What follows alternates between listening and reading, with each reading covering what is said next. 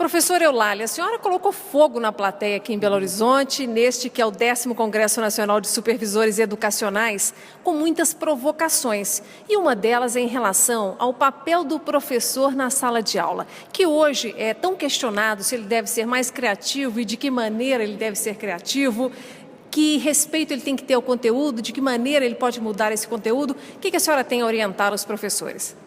Em primeiro lugar, nós vivemos um momento em que a educação agora é um direito e a qualidade desse direito está vinculada à aprendizagem. Então, o nosso papel, o nosso trabalho, a nossa respeitabilidade, a nossa reconquista de um espaço importante na sociedade está vinculado ao sucesso dos nossos alunos. Qual deve ser, então, dentro desse contexto, professora Eulália, o espelho desse conteúdo? É aquilo que é necessário imediatamente para esse estudante, aquilo que está na categoria do futuro, das possibilidades, até de um pouco de filosofia, de sonhos. Qual que deve ser o parâmetro do professor em sala de aula? O parâmetro deve ser o conteúdo necessário para cumprir aquilo que é básico. O que é básico para um cidadão, para um jovem?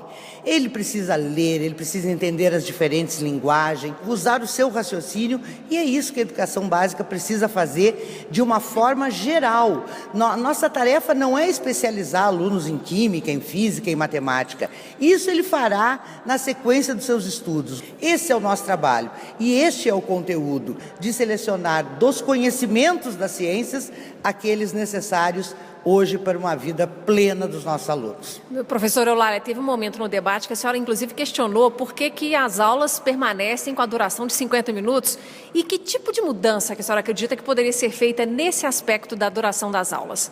Todos os que se manifestaram disseram que 50 minutos ajuda a fragmentação, que terminou 50, não deu tempo para estabelecer um trabalho mais profundo com o aluno.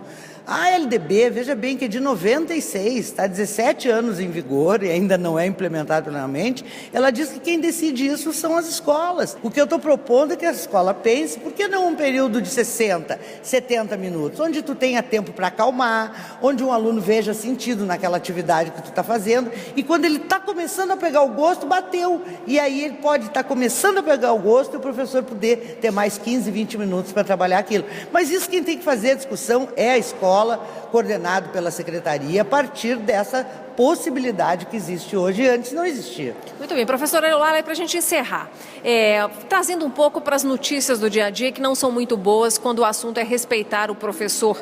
Nós temos tido casos em Minas Gerais, São Paulo, Rio de Janeiro, por outros estados também, em que falta respeito, falta reconhecimento ao trabalho do professor, a começar pela remuneração, a começar pelo fato do aluno elevar a voz e até agredir fisicamente esse professor. A família, às vezes, vai no mesmo caminho. Qual que é a leitura que a senhora faz de uma sociedade que está sempre querendo que os profissionais sejam mais criativos, que deem mais resultado, que a gente aumente a produtividade do país, que é um dos problemas do custo do Brasil, mas que, por um lado, maltrata e desmerece tanto o profissional, que é o início disso tudo?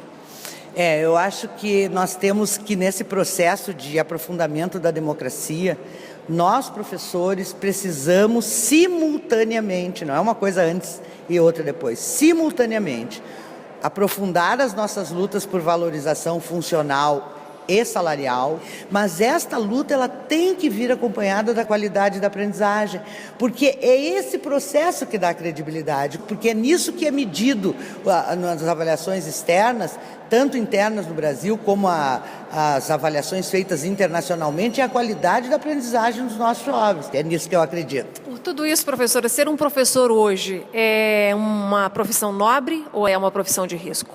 Ela é nobre e por ter aumentado o risco por causa das condições sociais, ela fica mais nobre ainda.